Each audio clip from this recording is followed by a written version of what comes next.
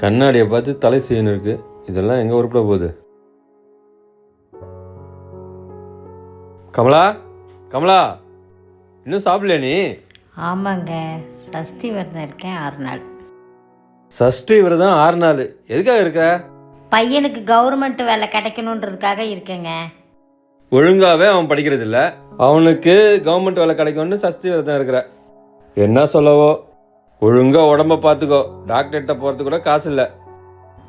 என் புள்ள பார்த்துப்பான். துரை படிச்சு கழிச்சிடுவார்.